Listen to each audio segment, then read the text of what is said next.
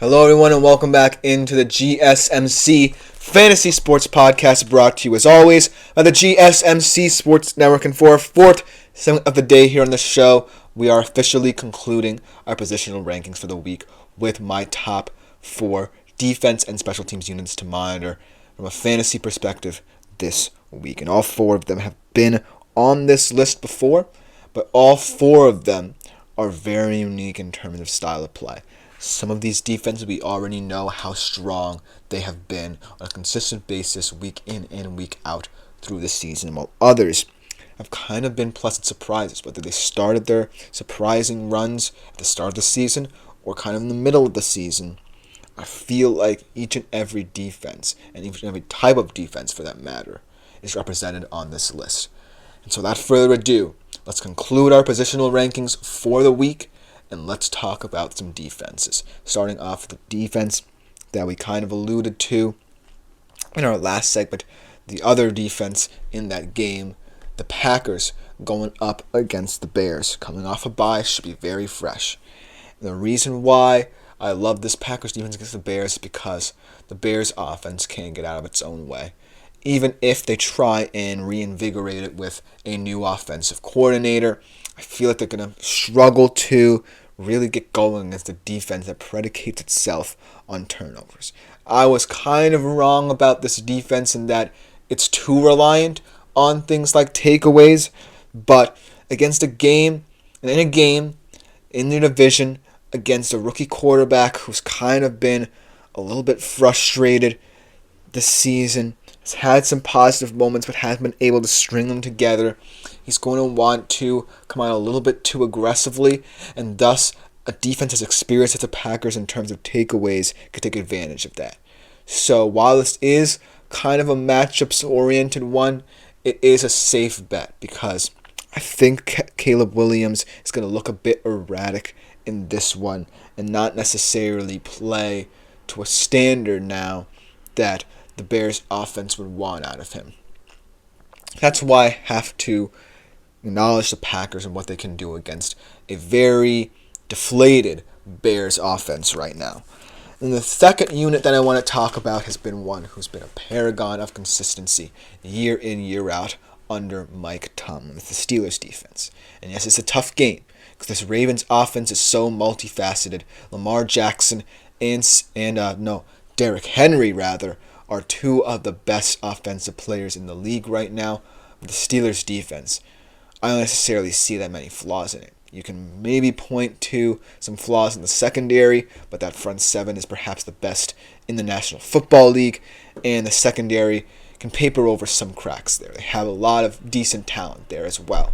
And so I feel like if they can get Lamar out of structure, focus on limiting the pass game, and kind of hyper-focus on stopping both him and Derrick Henry, they're as good as gold in this one. Because there's no team that I feel can generate the right amount of pressure against Lamar Jackson to really worry him than Pittsburgh. And they've really had a guy like Lamar Jackson's numbers in recent years. He's really struggled against a defense like the Pittsburgh Steelers. And so I have to acknowledge them. Another semi-matchup oriented one here, but I really do think that in a game where a lot of people might be wondering how the Steelers will look, expect very physical and gritty defensive play out of them and going all out to win this game and take command of the AFC North. And then the third defense, this is where we get into these defenses where we weren't expecting to potentially be talking about them this late in the season, whether, they started surprising us early in the season or kind of halfway through it. And this one is of the halfway through variety. They've had some impressive performances against some really good offenses in the Vikings and Lions, actually the Bills, but not necessarily, enough to merit perhaps you fully starting them week in, week out, but I like them in this matchup with the Jets because the Jets are kind of the Vikings/Bills light on the offensive side of the football in that they have the talent, but they just can't put it together. And so the Colts are going to take advantage of that very physical linebacking core So look for Breece Hall to be very limited in this game. Yes, I have some questions about the Colts secondary, a couple injuries there, a lot of youth as well in the secondary that's not yet fully developed, but I still believe that you can get the job done against a very frustrating and tension-filled Jets offense. They only had 3 fantasy points against Buffalo.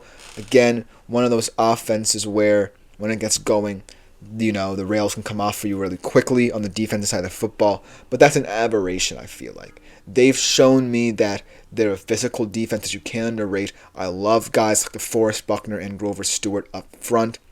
EJ Speed and Zaire Franklin in their linebacking core, one of the more underrated linebacking cores in the league. And so look for them to really frustrate and continue to frustrate this really inept Jets offense. And I wish I weren't indicting the Jets as much in this one, but it's where we are in the season, and it's how bad they've been. That, I can praise the Colts defense of all defenses in the league and kind of indict the Jets as well. But it's where we are, because the Colts defense really has stepped it up a lot and elevated their game and proven that they have the capabilities to be a top 10 defensive unit in the league, like a lot of people expected they would be. Whereas the Jets simply haven't elevated anything. That's all there is to it. And our last defense has been the surprise defense of the whole year thus far.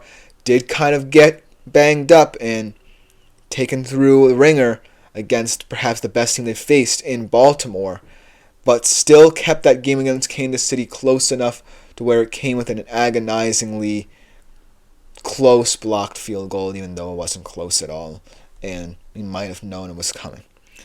But against the Falcons, I feel like the Broncos' defense are the right defense in this matchup. What I mean by the right defense in this matchup is that the Falcons always will struggle against certain defenses, and defenses most especially that can generate pressure. And you may not be able to name any of the Denver Broncos front seven, but it doesn't matter. They're physical, gritty guys that can attack the football, play aggressively, can pressure the quarterback.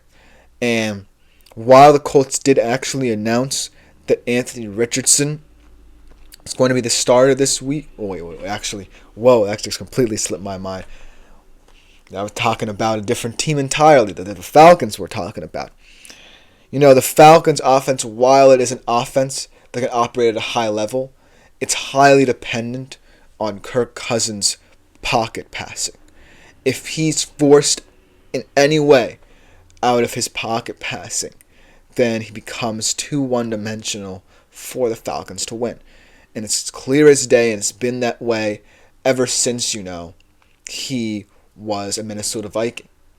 And so, if, he can't get going here, chances are the Broncos defense are going to smell blood and get more and more aggressive.